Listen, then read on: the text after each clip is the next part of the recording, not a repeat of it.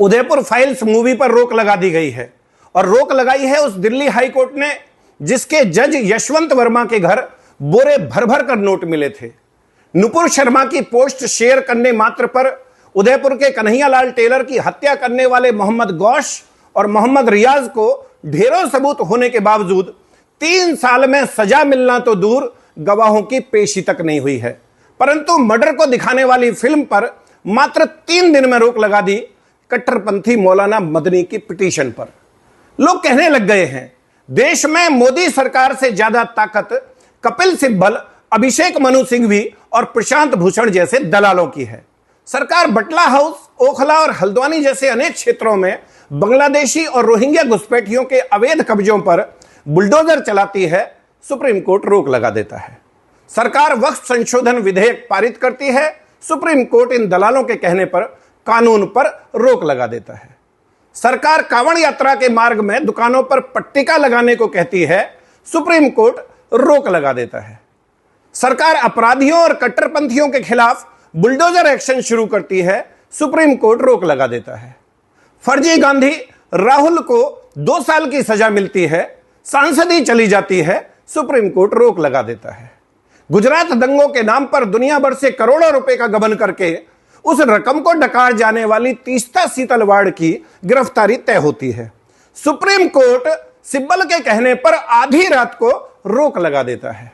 अपने court office में साथी महिला को जंगा पर बैठाकर ऑन कैमरा घृणित कर्म करते हुए उसे जज बनाने का लालच देने वाले सिंघवी जैसे गलीच का लाइसेंस कैंसिल करने की बजाय सुप्रीम कोर्ट उसकी गंदी वीडियो सोशल साइट से हटाने का आदेश देता है।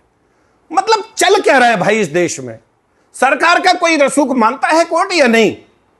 आम इंसान की तो छोड़ो, एक वकील कोर्ट ऑफिसर होता है, कोर्ट साहब से कम पढ़ा लिखा नहीं होता। उनकी कोई वैल्यू है या नहीं साहब की नजर में?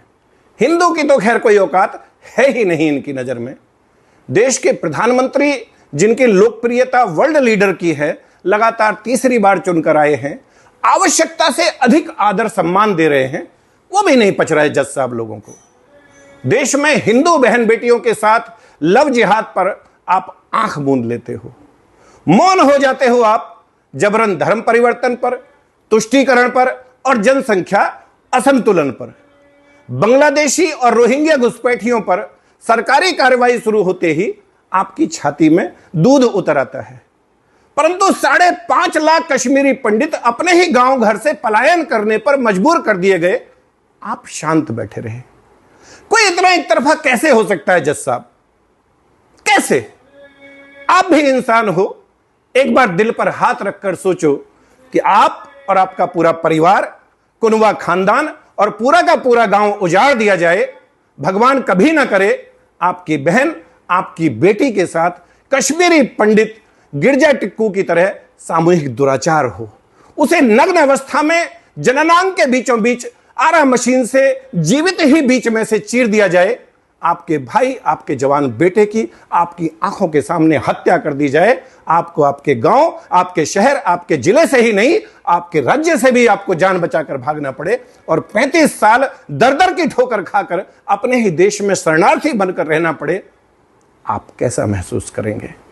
पिछले 35 साल में एक बार भी आपकी आत्मा ने स्वतः संज्ञान लेकर जालिमों पर एक्शन लेने को कहा है? करोड़ों गरीब लाचार कैदी अपने ट्रायल की आस में जेल का नरक भोग रहे हैं, उनके परिवार और वकील अपनी जूतियां घिस रहे हैं। आपके पास सुनवाई का समय नहीं है, परंतु सिब्बल और सिंघवी जैसे धूर्त दलालों के अकूत धन के लालच में आप आतंकवादियों, भ्रष्टाचारियों और विशेष रूप से इस हिंदूवादी सरकार के विरोधियों के पक्ष में आधी रात कोर्ट बैठाने को तत्पर रहते हो। इस देश की सनातन संस्कृति के वाहक हिंदू समाज की मान्यता और आस्था में पलीता लगाने के लिए आप हमेशा आतुर रहते हो। अफगानिस्तान, पाकिस्तान और बांग्लादेश सहित शरिया वाले देशों में जजों की हालत क्या है, इस पर भी कभी विचार करना जज साहब। खैर, मर्जी आपकी, पर हां, कंटेंट ऑफ कोर्ट किसी एक अनिल चौधरी पर लगाने से बात नहीं बनेगी। देश के बच्चे बच्चे की जुबान पर यह बात है, और अगर यकीन ना आए तो अपने किसी सगे वाले के बच्चों से पूछ लेना, वो बताएगा भारत की न्याय व्यवस्था कितनी सड़ चुकी है। वो बताएगा कि सब लोगों का मानना है कि भारत में अगर कोई विभाग सर्वाधिक भ्रष्ट है तो वो जुडिशरी है, और ये आपकी अवमानना नहीं, आपकी शाख बचाने की कोशिश है। अभी भी मौका है, बचा लीजिए अपना रसूख जज साहब। कॉलेजियम सिस्टम को कूड़ेदान में फेंक दीजिए। न्यायिक व्यवस्था में आमूलचूल परिवर्तन की आवश्यकता है। आप समझिए इस बात को, और फिर भी अगर लगे कि गंदगी को दूर करने की बजाय मुझ पर एक्शन लेना ज्यादा जरूरी है तो ठीक है। आखिर someone has to bell the cat. किसान का बेटा हूं, फौजी रहा हूं, शेष बचा भारत गजवाए हिंद की जद में ना आने पाए। जातिवाद से ऊपर उठकर तमाम हिंदू, सिख, जैन, बौद्ध एकजुट रहें।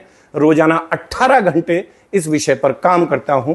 कष्टों में रहने की आदत है, मर्जी आपकी। My number is 9310073539।